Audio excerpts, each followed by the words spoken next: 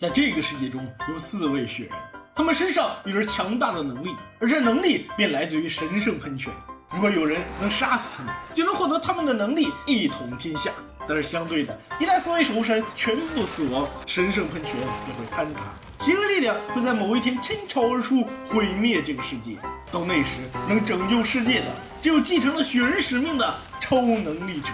那么，究竟是谁能成为超能力者？又是哪个种族能活到最后？各位观众，开始下注，请选择你最看好的种族。比赛现在开始。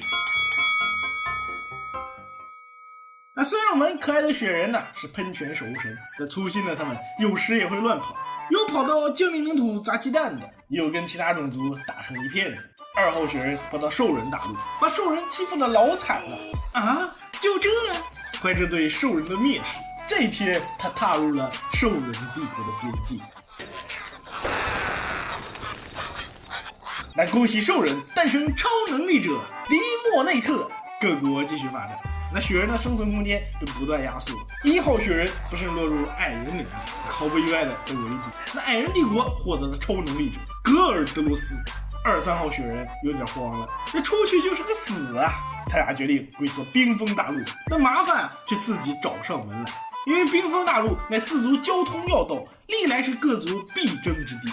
49年，3号雪人族矮人亚格里斯贝恩获得超能力，但他就决定去挑战4号雪人，只为让自己的能力再上一层楼。然后他失败了。4号雪人获得了加强旋风属性，原来斩杀宿主可以提升自身属性。迪莫内特得到消息后，立马带着和神乌鲁斯猎杀4号雪人。和神乌鲁斯也算是一位传奇人物，曾经斩杀过邪恶法师。赫姆内特在前锋输出，乌鲁斯在后方放火，2人合作亲密无间，但总感觉哪里不太对。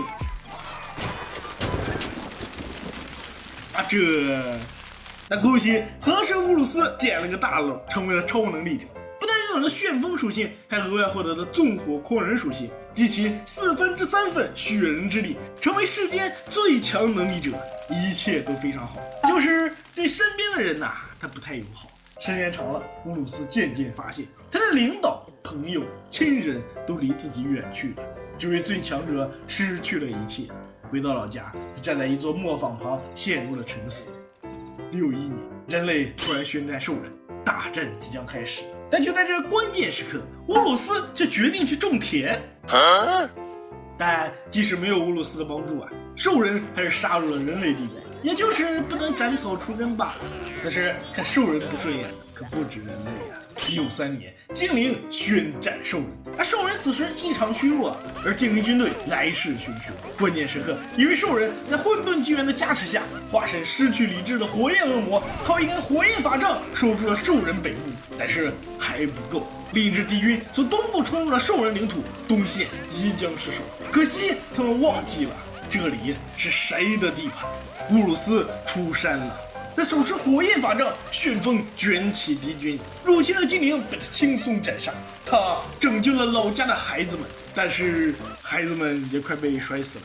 随着乌鲁斯的出山，另一位超能力者也出现了。68年，矮人宣战精灵，格尔德罗斯现身，并在冰封战场大杀四方。这下该慌的是精灵了，他们不但要面对兽人的怒火，还要面对恐怖的格尔德罗斯。但一切说不定还有转机。首先是乌鲁斯又去种田了，这说什么也不肯出山。其次是兽人在接连的战争中损失惨重，实在是不想打了，于是陆续跟人类和精灵谈和。那这样的话，精灵只用跟矮人对战，那么问题只剩下格尔德罗斯了。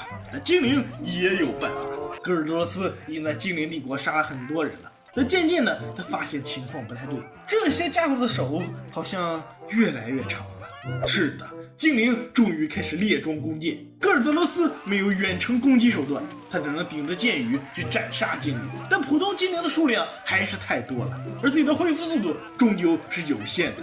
果然还是不行格尔德罗斯最终还是倒在了精灵的弓箭之下。精灵瓦纳利亚获得了超能力，成为了精灵队长。失去了超能力者，矮人只能跟精灵谈和。86年，世界和平了，但没有完全和平。87年，人类宣战兽人，乌鲁斯视而不见。88年，兽人分裂，乌鲁斯充耳不闻。那要不是兽人帝国命硬啊，顶着压力干掉了叛军，又把人类赶出了帝国，说不定兽人还就不挂。但是跟接下来要发生的事相比，这些都是小问题。公元100年，邪恶降临，4座火塔出现在中央大陆，3座偏向兽人，1座偏向精灵。很明显，这些邪恶势力的强弱跟超能力者的实力关系很大。超能力者越强，邪恶势力就越大。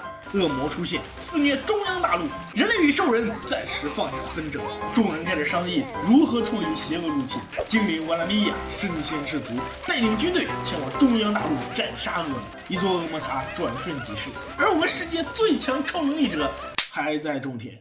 虽然它完全不适合种田，寒冷属性使它周围一直都是冻土，植物根本就不可能生长出来。它身上的旋风属性也推开了一切想帮助它的人，所以它一直在重复着一件毫无意义的事。听我一句劝，去当个士兵吧。谢谢啊！恶魔塔阻碍了兽人发展，瓦纳利亚挺身而出，为兽人扫清障碍，恶魔危机暂时解除了。而我们的乌鲁斯怎么又去种田了？精灵王的命令传到前线，消灭恶魔，让精灵的声望如日中天。接下来你要去拉拢人类，用一个他们无法拒绝的理由。瓦纳利亚听从指令，带兵杀入人类帝国，这谁顶得住啊？然后精灵与人类谈和，并计划与之结盟。大棒加蜜枣的计谋一向好用。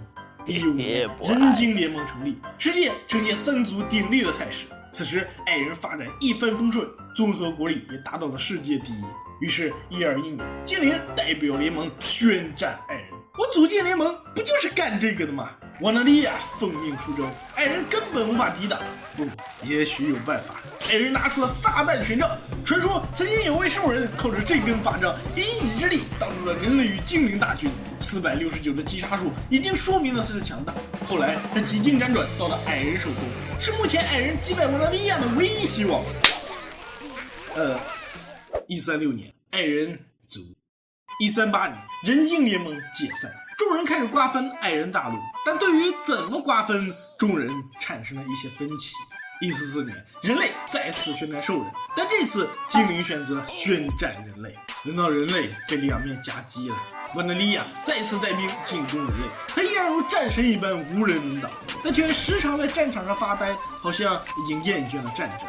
151年，人类卒。瓦纳利亚回到了精灵帝国，等待着国王的下一步命令。乌鲁斯换了一座城市，现在是在爱人大陆的阿布城过着平静的生活。虽然这里的其他人过得并不平静，世界恢复了和平，也就是偶尔有几个兽人想要叛乱罢了。但这点小事根本不算什么，因为更大的危机已经到来。153年，8座恶魔塔在中央大陆拔地而起，兽人分城转瞬即逝，形势十分危急，但好像也没有那么危急。毕竟有超能力者在，8座恶魔塔也不算什么，而消灭对手一统天下才是终结一切的唯一方法。基于这一理念，163年精灵宣战兽人。由于阿布城离精灵实在太近，乌鲁斯的平静生活被打破了，他不得不跟精灵作战。而瓦纳利亚则听从国王的命令，到达中央大陆消灭恶魔塔。只有在与恶魔的战斗中，是与强者的战斗中，瓦纳利亚才能感受到自身的价值。乌鲁斯在城里无所事事，不知道在想啥，也许是想回老家种地吧。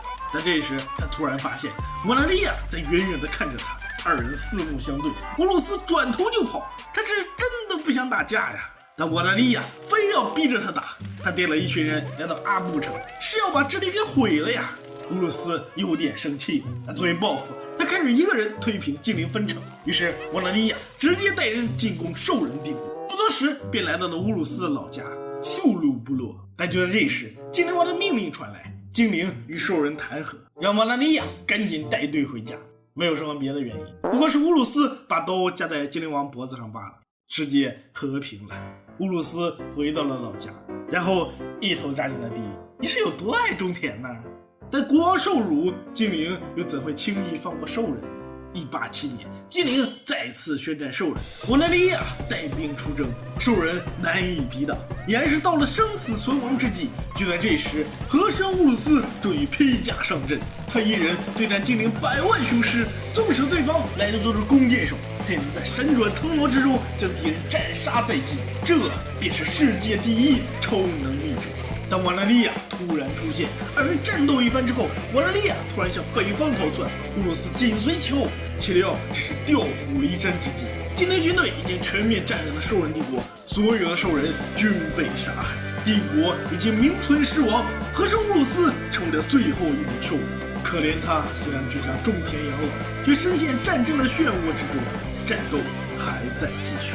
乌鲁斯的旋风让瓦纳利亚难以近身，但瓦纳利亚有精灵弓箭手助阵，乌鲁斯顶住压力。众所周知，弓箭手最怕的就是近身，果然只要被乌鲁斯靠近，那就只有死。但精灵弓箭手源源不断，二人压力都很大，只能不断展开护盾，贴身肉搏。不知打了多久，他俩人愣是连血皮都没掉。你俩不会在演我吧？坑爹呢这是！1996年，后方传来消息，精灵王大赦天下，与兽人谈和，战争结束了。瓦纳利亚带兵回家，渴望着再次投入到这样的战斗之中。乌鲁斯终于在中央大陆过上了平静的生活，他在这里盖房子、种田，还生了一个孩子，孩子还天生带护盾，确保自己不会被老爹摔死。那看吧，达尔文的进化论果然是对的。虽然这把比赛算是精灵胜了，但无所谓了，乌鲁斯只想过平静的生活罢了。那么，恭喜精灵获得本场比赛的胜利，为精灵献上力炮！